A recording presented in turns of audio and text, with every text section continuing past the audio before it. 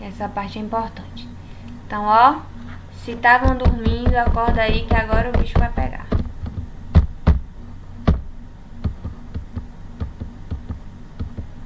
Por favor, não se esqueçam disso. Quais são as situações metabólicas que a gente mais fala? Catabolismo e anabolismo.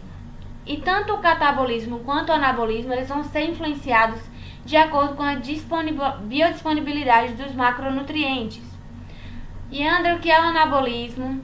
Anabolismo está relacionado com a construção do tecido muscular ou com a deposição do glicogênio no fígado ou no músculo, e juntos eles servem de estrutura e substrato, respectivamente, para o trabalho muscular durante uma prática esportiva. Anabolismo nada mais é que aquela fase de construção.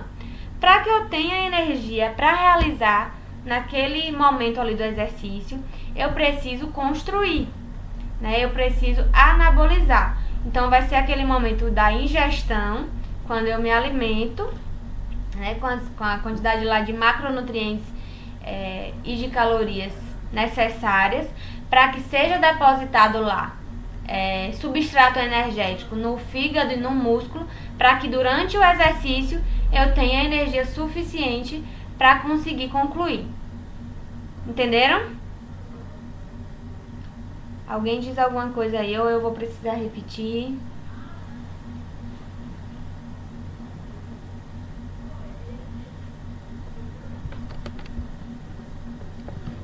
Alguém falou alguma coisa no chat? Não tá dando pra eu ver aqui, não. Só confirmar que tá tudo ok. Tudo ok? Pronto. Então, anabolismo, né? Construção do tecido muscular.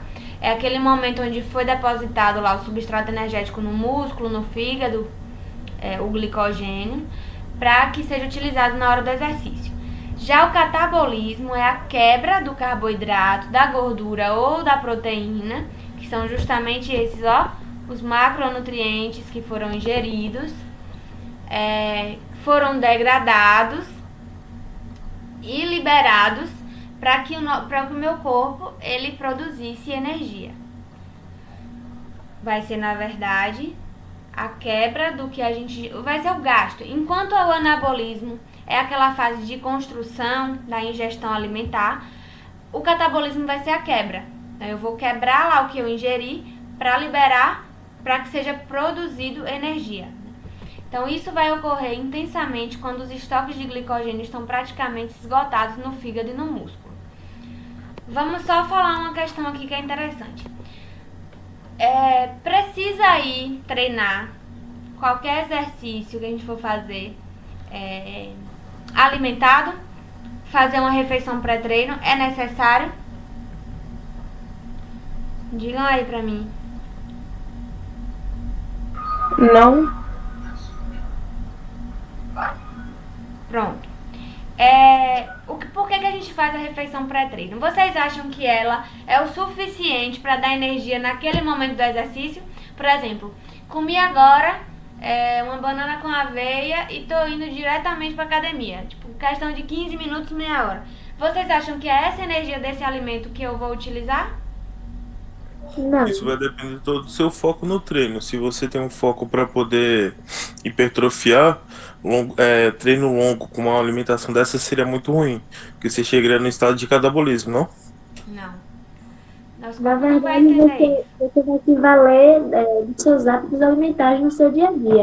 É realmente uma construção de bons hábitos que vão levar você, né, a ter bons estoques na hora do exercício. Isso, também. Mas o que eu tô falando mais especificamente? O que o meu corpo vai gastar na hora do exercício é o que eu tenho reservado. É o que está Já tinha guardado. Isso, é o que está depositado no fígado e no músculo. Mas, se eu passo, por exemplo, treinos muito intensos, com a partir de 1 hora de duração, talvez eu comece a utilizar aquilo que eu comi no pré-treino, né? Porque meu gasto já tá alto e aí eu vou precisar de outro substrato. Aí eu utilizo.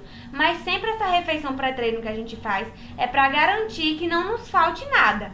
para que a gente de fato consiga concluir. Mas o que vai utilizar é o que estava lá guardado de antes, certo? Por que que tem pessoas que não conseguem, por exemplo, eu vou de manhã cedo treinar e eu não consigo comer nada antes. Eu vou passar mal? Não necessariamente. Tem pessoas que sim, tem pessoas que não conseguem de fato fazer nenhum exercício em jejum.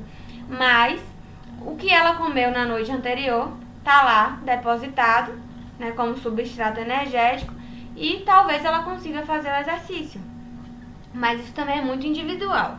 Tem gente que fala muito sobre o aeróbico em jejum, não é para todo mundo, né? São pessoas e pessoas que conseguem fazer, isso é muito individual. Então, ficou claro até aqui?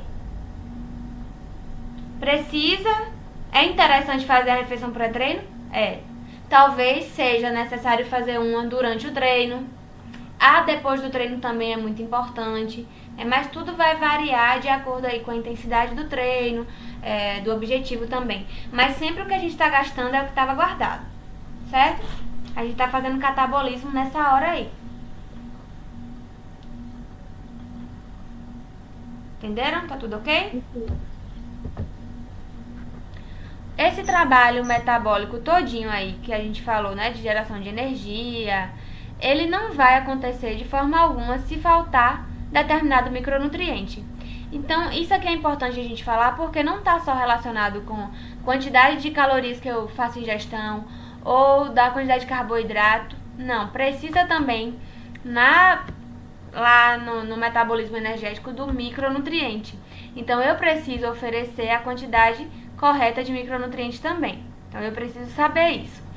Cada um desses fatores vão influenciar no desempenho desse atleta e a eficiência do metabolismo vai depender também dessa biodisponibilidade dos macro e dos micronutrientes que a gente falou.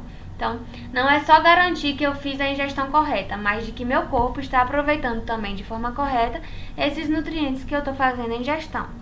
O consumo adequado desses nutrientes poderá capacitar o atleta para que ele consiga desempenhar de forma máxima a sua performance fisiológica. E a falta de qualquer um desses nutrientes, tanto micro quanto macronutrientes, vai impossibilitar essa máxima performance que ele pode ter. A fim de maximizar a performance atlética e até mesmo de prevenir as lesões, as recomendações nutricionais elas devem ser de acordo com as necessidades metabólicas antes, durante e depois da prática da atividade atlética.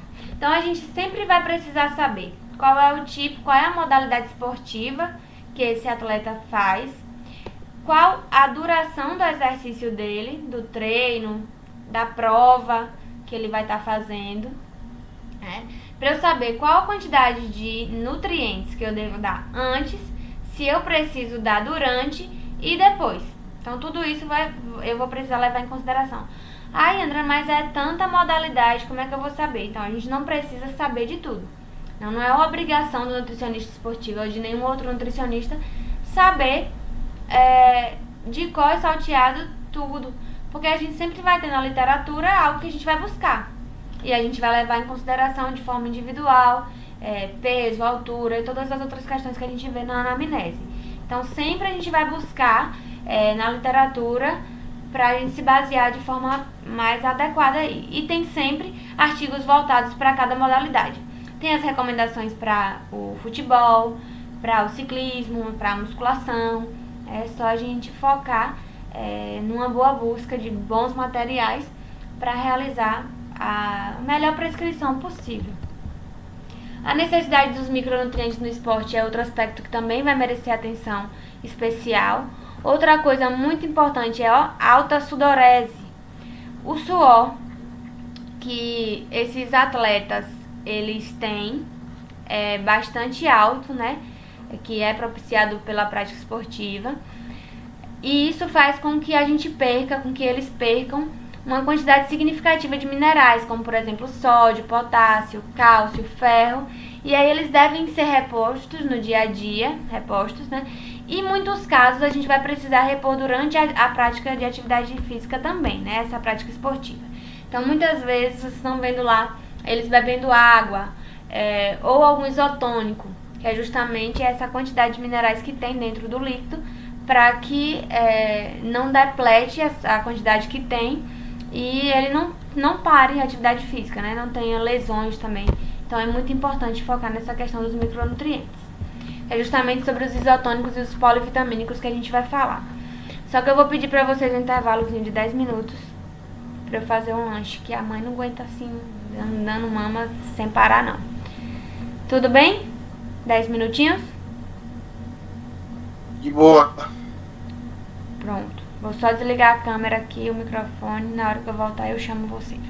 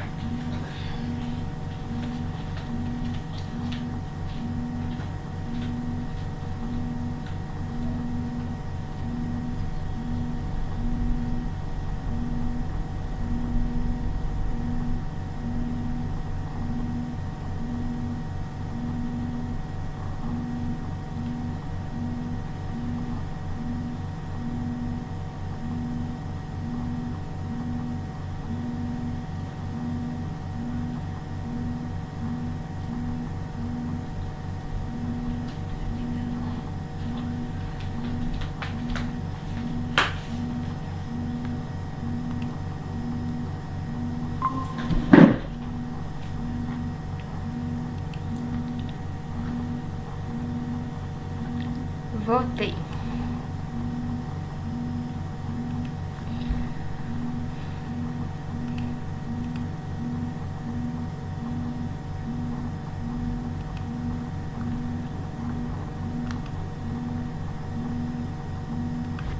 Tá aparecendo?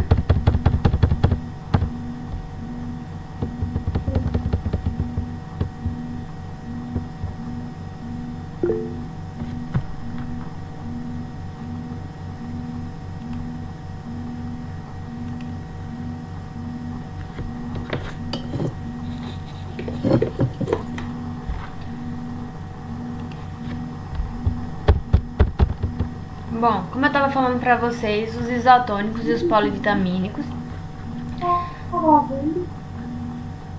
Oi? Tá gravando? Se tô gravando? Tá.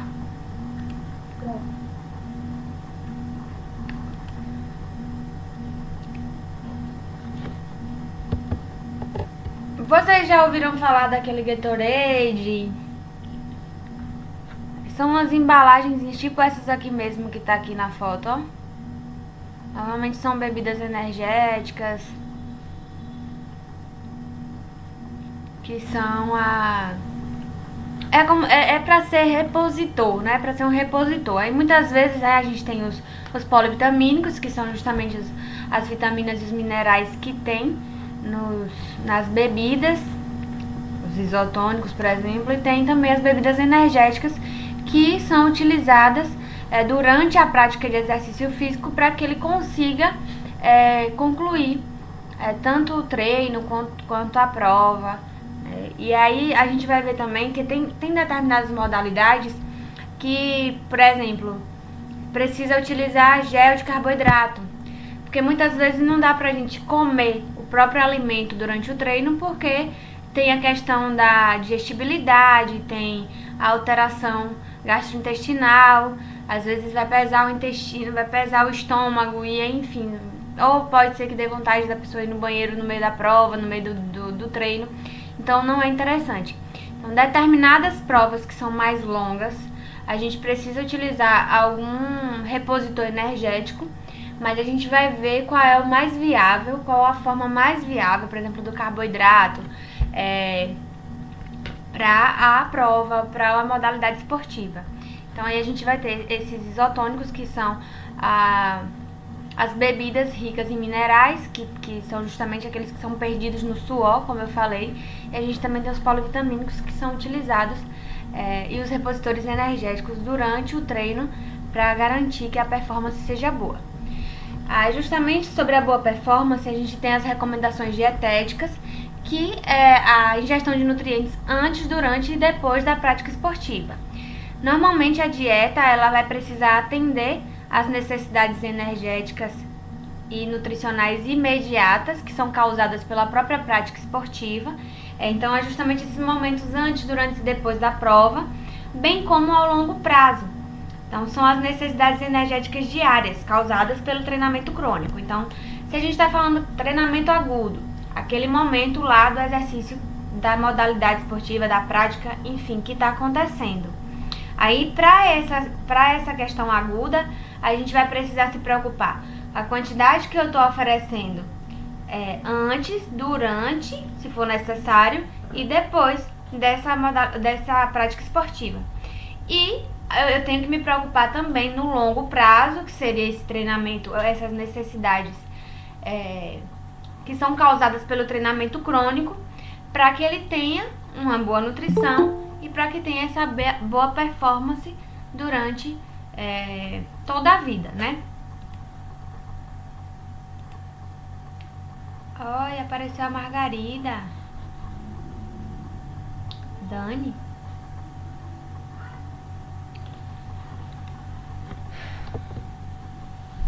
Algumas definições. A alimentação do atleta deve levar em consideração o maior gasto energético, né, e essa necessidade aumentada de nutrientes. Vai levar em consideração também o tipo da atividade física, a fase do treinamento e o momento de ingestão. Então, a alimentação que a gente vai ofertar né? A nossa estratégia, o nosso plano alimentar deve levar em consideração o quanto é gasto durante o exercício, o tipo de atividade que ele desenvolve. Eu tenho que levar em consideração, por exemplo, a hidratação. Tem provas, tem treinos que não dá para parar e beber água, por exemplo. Futebol, por exemplo. Eles só podem parar, né, quando acaba o primeiro tempo, por exemplo. Ou se tiver alguma intercorrência lá que deu tempo e aí eles bebem água. Mas eu tenho que preparar ele para aqueles 45 minutos que ele passa durante o jogo, ele esteja bem capacitado para que não tenha nenhuma alteração da sua performance. Então eu tenho que garantir esse aporte nutricional, esse aporte hídrico, todo direitinho, para ele conseguir concluir a prova da melhor forma possível. Então eu tenho que levar em consideração também a fase do treinamento e qual o momento de ingestão. Ou seja, tem alimentos que se eu der para ele meia hora antes do treino, talvez ele não consiga exercer de forma excepcional, a forma que deve ser feita, a forma de boa performance, esse treino dele ou essa prova dele. Então eu tenho que levar muito em consideração o tempo aqui, o tipo que eu vou oferecer e o tempo de ingestão. Aí a gente tem essa pirâmide aqui que separa os atletas que são os profissionais, os atletas que são competitivos a parte de baixo que são os esportistas. E a maior parte, na verdade, né? Que são as pessoas que fazem algum tipo de treino, alguma modalidade esportiva por saúde ou por hobby, enfim, mas que não são, não é a nível profissional ou não competem. Então a gente tem que levar em consideração a diferença aqui de um para o outro, mas todos precisam, né, dessa quantidade energética, nutricional mais individualizada. As necessidades gerais do atleta. Em relação ao carboidrato, precisa da quantidade ideal por conta do glicogênio muscular, que é o principal substrato energético no exercício. Então é justamente a quantidade de glicose que está depositada lá no músculo ou no fígado, né, que é a principal fonte energética que vai fazer com que ele consiga desenvolver essa atividade. Os estoques limitados de glicogênio a gente tem que levar em consideração para que a gente precise, muitas vezes, fazer a reposição desse carboidrato durante o exercício. Então aqui nada mais diferente do que a gente já falou antes. As proteínas, no geral, por que a gente não fala aqui da recomendação de carboidrato? Vai depender, como eu disse pra vocês, vai depender do tipo, né, do exercício, vai depender da hora que eu vou estar oferecendo, do momento dessa ingestão, enfim. Mas aqui as proteínas ficam, no geral, em torno de 15%. E os lipídios, eles vão sofrer uma redução em função dos carboidratos. Porque, normalmente, carboidrato, diferente do que o povo... Até que tá melhorando hoje, graças a Deus. Mas diferente do que o povo falava de tem que cortar carboidrato. Não, a gente aumenta carboidrato porque, principal substrato energético no exercício. Então, a minha maior parte aqui, a oferta maior vai ser de carboidrato, aí eu vou ofertar proteína e o lipídio vai ser um pouquinho menor. Em diferentes momentos do dia, as necessidades de nutrientes podem variar. Isso aqui vai ser muito individualizado.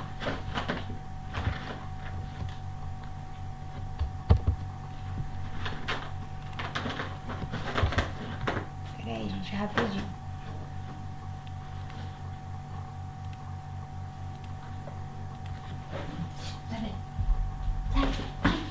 Sai, Nina.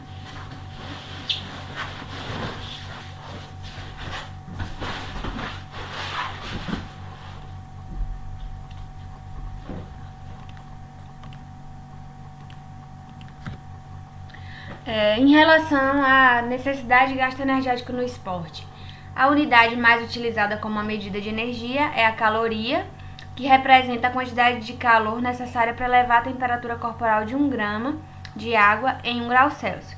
Então, a produção de energia pelos seres humanos pode ser medida pela calorimetria direta ou indireta.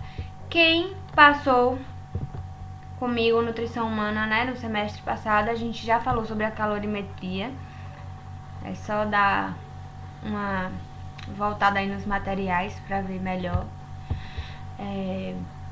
A performance atlética está sujeita à administração da dieta, a má administração nutricional no que diz respeito a tempo de ingestão, a quantidade relativa e a necessidade energética individualizada, a deficiência de micronutrientes também, vão ser as principais responsáveis pela baixa performance. Então, se eu não oferto a quantidade de nutrientes e energética que ele precisa, e a questão dos micronutrientes estão em deficiência, muito provavelmente ele vai ter uma baixa e uma queda na performance. E esse fato não está somente relacionado à eficiência da produção de energia no trabalho muscular, mas também no padrão biomecânico e do humor. Então, se eu não oferto a quantidade ideal, ele não vai ter a disposição que é para ter para ir treinar, ou esse treino não vai render da forma que deveria render, porque ele não está se sentindo bem para isso, ele está mal-humorado, ele não está disposto, ele não está querendo competir. Então, tudo isso deve ser levado em consideração. Não é só a energia suficiente ali para fazer, não, mas relacionado ao padrão biomecânico também, que é o que ele precisa para realizar as atividades. Aqui a calorimetria,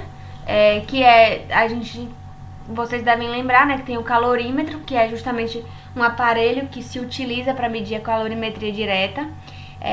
Aqui dá pra gente saber qual a quantidade de calorias que o paciente precisa no dia, né?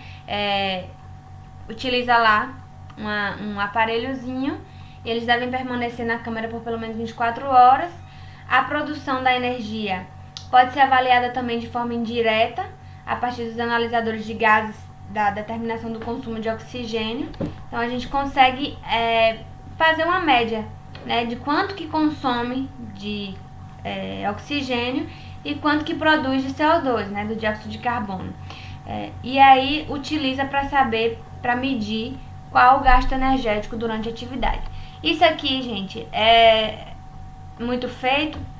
Nem tanto, né? Depende mais aí dos médicos, os médicos do esporte, eles fazem bastante, ou se tiverem patrocínio. Se não, a gente vai ter que utilizar o método convencional mesmo, né, que são aquelas equações para a gente saber quanto é o gasto energético. É o que mais a gente faz, nós nutricionistas. A melhor técnica para medir o gasto energético vai ser a técnica da água duplamente marcada, na qual são ingeridos isótopos estáveis não radioativos de hidrogênio e oxigênio, e são avaliados na urina e no sangue para determinar quanto que é excretado na forma de água e de gás carbônico. O gasto energético total, que seria esse GET aqui, né, que vocês vão ver bastante, os meninos já viram também no semestre passado, é medido pela soma da taxa metabólica basal. A taxa metabólica basal vai representar 60 a 75% do gasto total. Vai levar em consideração também o efeito térmico do alimento, que fica em torno de 10% da taxa metabólica, mas também pode ir de 5% a 15%, e a atividade física, que vai gerar aí em torno de 15% a 30%, podendo variar de 5% a 40%. Então, taxa metabólica basal, o efeito térmico dos alimentos e a realização ou não da atividade física, né, esses três fatores estão juntos formando o gasto energético total diário. Então, eu preciso saber durante o dia quanto que eu gasto com tudo isso para levar em consideração para fazer o meu VET, que é o valor energético total, a quantidade de calorias que eu preciso no dia para compensar esse gasto, para poder fazer a atividade física com excelência, enfim. A necessidade calórica vai depender também da idade, do sexo, do peso, da composição corporal, da taxa metabólica e da atividade física. O exercício ele pode influenciar o gasto energético de repouso, porque acaba aumentando a taxa metabólica basal, e também a termogênese que é induzida pelo exercício. O gasto energético de repouso no período da recuperação, devido ao aumento da temperatura corporal, os hormônios que circulam e o consumo de oxigênio. E a gente tem essa sigla aqui, ó, EPOC, que é o excesso de consumo de oxigênio no pós-exercício. no período da recuperação do exercício, que vai desde o término até os níveis energéticos de repouso. Então, o tipo de exercício que o indivíduo faz influencia nesse gasto energético que é de repouso. As pessoas que estão querendo emagrecer, se eles são sedentárias, eles têm um potencial maior de perder esse peso, sendo que eles são sedentários, ou uma pessoa que é treinada, mesmo que não seja de muita intensidade o exercício que ele faz, tendo um aumento maior aqui nessa taxa, nessa termogênese, na taxa metabólica basal de repouso, vai ter um potencial maior para emagrecer, né? Por quê? Quando a gente bota o nosso corpo mais em movimento, quando ele funciona mais, quando o metabolismo está mais acelerado, em repouso, ele tem maior capacidade de gastar energia do que a pessoa que é sedentária. Então, por isso a gente tem que levar em consideração essa influência. E para os outros objetivos também. Esse aumento do gasto pós-exercício pode durar de 15 a 20 minutos, mas também pode ir até 1 hora.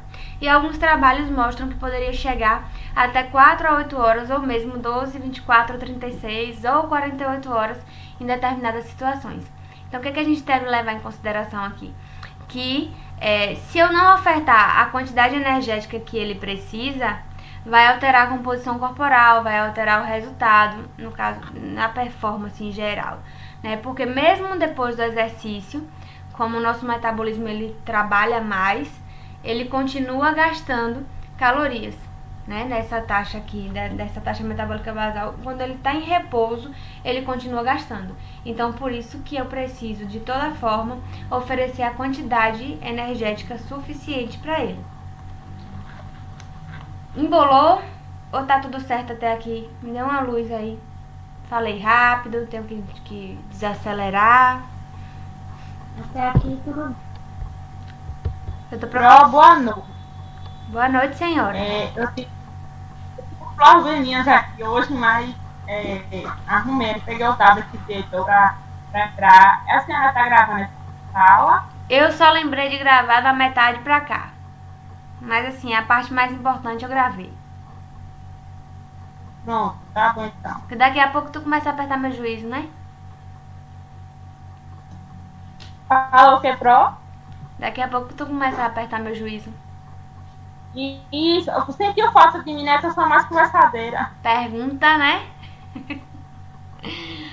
Pronto, simbora então. Esse gasto energético de repouso que deve ser levado em consideração para adicional, né, promovido pelo exercício, vai depender da intensidade, da duração do exercício e pode significar um aumento aí de 5 a 10% ou até 15% do gasto energético pré-exercício. Então eu preciso, de qualquer forma, mais uma vez aqui, ó, enfatizando, levar em consideração esse gasto que o meu corpo tem mesmo em repouso. Então, meu corpo vai precisar agora, dependendo da modalidade, dependendo da intensidade desse esporte, da quantidade de calorias para fazer o exercício e para suprir aí, né, o gasto que acontece também quando acaba a atividade. E aí vai ser equivalente a aproximadamente 50 quilocalorias adicionais, só que pode variar e chegar até 200 quilocalorias. Isso aqui é o que eu tenho que levar em consideração para adicionar. Os fatores que mais contribuem para o aumento do gasto energético no exercício são justamente a intensidade e a duração do treino. Quanto maior for, maior o gasto energético. Pronto, a parte que eu mais gosto aqui, ó. Como eu falei pra vocês, a nutrição esportiva é pra gente saber o quanto que gasta no exercício. A gente vai conhecer agora um negocinho chamado MET. São os cálculos que a gente faz para saber qual o gasto durante o exercício e quanto que eu tenho que adicionar de calorias, certo? Então, para eu saber aqui a quantidade de energia, 1 litro de oxigênio que a gente consome durante o exercício gasta, em média, 5 quilocalorias. Para cada litro de oxigênio que eu consumo na hora que eu estou fazendo exercício, meu corpo gasta 5 quilocalorias. Para a gente saber, pode ser feito um teste espirométrico em repouso ou com o auxílio de um ergométrico. Essa imagem aqui mostra direitinho aqui. Ele está fazendo aqui ou corrida ou caminhada, enfim, e aí está coletando a quantidade de oxigênio que consome para saber quantas quilocalorias gasta durante esse exercício. E aí, ao fim desse exercício aqui, desse teste, eu tenho em média a quantidade de calorias que ele gastou durante o tempo que ele fez esse exercício. Mas não necessariamente precisa ser esse teste, a gente pode fazer também com uma equaçãozinha. A gente precisa levar em consideração aqui o quociente respiratório, o gás carbônico expirado e o oxigênio consumido. Vai ter uma variação aqui de 0,7 a 1. A depender do resultado, a gente vai saber qual é o substrato energético que está sendo utilizado como fonte de energia. Se deu esse quociente aqui respiratório foi em torno de 1, próximo a 1, está utilizando carboidrato como principal fonte energética. Por que principal? Porque pode estar usando os dois ao mesmo tempo também, certo? Mas aqui a principal fonte energética, quando o quociente respiratório está próximo a 1, é carboidrato. E quando está em torno de 7, 0,7, está utilizando lipídios como fonte energética, primeiramente, de forma principal. Para os atletas, essa precisão é relevante porque o quociente respiratório pode variar de acordo com as diferentes modalidades esportivas. Mas, no geral, as necessidades energéticas elas são estimadas. Como é que a gente vai fazer essa estimativa? Estimativa para gasto energético de atletas. É um cálculo bem simples. Vou até abrir aqui o Word para a gente fazer junto.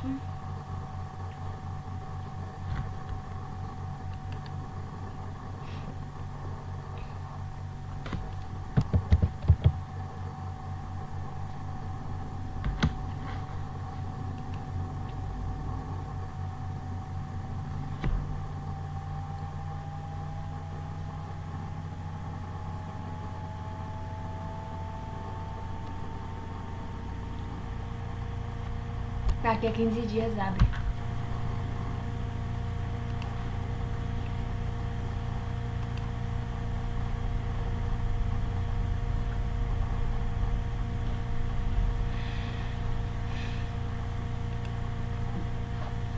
Como eu falei pra vocês, a gente vai trabalhar agora com METs, que são as unidades de metabolismo basal. Cada MET tem um valor, isso é fixo, viu, gente? Cada MET tem um valor de 3,6 kg de peso por minuto de oxigênio em repouso. Tem uma tabela de METs, tem várias tabelas de METs, na verdade, que vocês podem achar na internet. Por exemplo, uma caminhada leve vale de 2 a 3 METs. Caminhar mais rápido equivale a 6 a 7 METs. Correr, 10 a 12. A musculação pode ser 10, pode ser 15, né? Dependendo da intensidade. Tem uma tabela, e quando eu mostrar pra vocês lá no Dietbox mesmo, tem tudo já. O tipo de atividade, a intensidade e a quantidade de METs. Porque a gente vai precisar multiplicar esse 3,6 aqui, que é o valor de um MET, pela quantidade de METs que foi informado. Por exemplo, se ele caminha rápido, a 7 METs, porque eu vou dizer lá pra vocês, vocês vão multiplicar o 7 vezes o 3,6. Como exemplo aqui, tem um indivíduo que tem 70 quilos, que corre a 10 METs por 30 minutos. Eu sei que o valor de um MET é 3,6, né? Então eu tenho que lembrar desse valor fixo aqui, é tipo o pi, que vocês não esquecem, né? O 3,6 vai ser multiplicado por esses 10 METs que vai ser sempre trazido aqui na questão. Se não for trazido e vocês estiverem fazendo lá qualquer outra atividade individual, seja um paciente que vocês estejam atendendo, está utilizando lá qualquer software de dieta, ou foi lá na internet e achou a quantidade de metros, porque a gente não decora porque é uma tabela imensa. Aí você vai saber, de acordo com a atividade, qual a quantidade de metros para poder multiplicar. Apesar de que quando você coloca lá no Datebox, ele já vai multiplicar automaticamente, porque a gente não tem trabalho nenhum no software, é só colocar os dados. Mas se for pegar, por exemplo, na internet, como agora a gente vai fazer dessa forma, vocês vão precisar multiplicar, fazer o trabalho todo manual.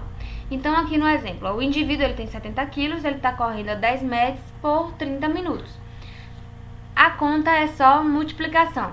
Um MET, que é 3,6 vezes os 10, que está me dizendo aqui na questão, que é o que ele corre, vezes 70, que é o peso, vezes 30, que é a duração do exercício. Então, se vocês estiverem aí, ó, com um papelzinho, escreve do lado, que é para não esquecer. Qual é a equação? O MET, vou botar assim, valor de um MET vezes a quantidade de METs do exercício vezes o peso vezes a duração do exercício. Deixa eu botar aqui. Vezes o peso, o P de peso, vezes tempo. É a duração do exercício. Aí vocês podem botar entre parênteses para não se atrapalhar. Peso, duração. E aqui o valor de um MET, para não esquecer, 3,6. Então a única coisa que eu vou fazer aqui é multiplicar tudo. 3,6 vezes 10 vezes 70 vezes 30. Que vai dar aqui, ó, esse valor, 7.600 ml. Esse LO aqui, ó, litros de oxigênio consumido. E aqui eu vou só simplificar. Vou colocar, cortar os zeros e botar a vírgula aqui. 75,6 litros de oxigênio que são consumidos durante essa corrida aqui. Esse indivíduo que está correndo a 10 metros por 30 minutos, ele consome 75,6 litros de oxigênio. Só que para eu saber a quantidade de calorias, eu vou precisar multiplicar por 5, que aqui, ó, logo no início eu trouxe que cada litro de oxigênio que eu consumo nos exercícios que eu estou fazendo, eu gasto 5 quilocalorias. Então, se eu consumo aqui 75,6, eu vou multiplicar esse 75,6 por 5, que dá um total de 378 quilocalorias. Então, ó, o primeiro passo vai ser multiplicar aqui. Vou botar aqui primeiro. E o segundo vai ser multiplicar a quantidade de oxigênio, de O2, consumido por 5 quilocalorias, para eu ter o valor que é consumido, para eu saber o gasto energético da atividade.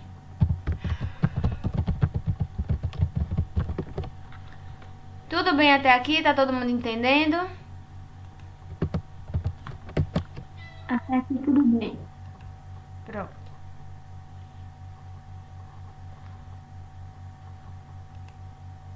Aí, depois, a primeira coisa, né, que eu fiquei sabendo é quanto que ele gasta.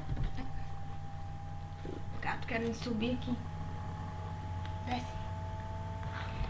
A primeira coisa que eu tenho que saber é quanto que ele gasta na atividade que ele está realizando, para eu levar em consideração na hora de fazer o meu VET, que é o valor energético total. Aí agora eu tenho aqui o NEE, né, que é a necessidade energética estimada. Vocês podem chamar de VET, de NEE, tanto faz. Eu tenho aqui um método prático, que é só multiplicar a quantidade de quilocalorias pelo peso da pessoa. Aqui, ó, a RDA.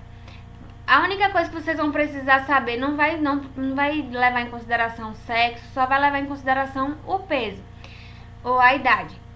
Se o nosso paciente ele tiver entre 19 a 24 anos, vocês vão multiplicar 40 quilocalorias pelo peso dele. E se ele tiver entre 25 a 50, vai utilizar 37. Como aqui eu mostrei nesse exemplo aqui, ele tem 70 quilos e tem que idade...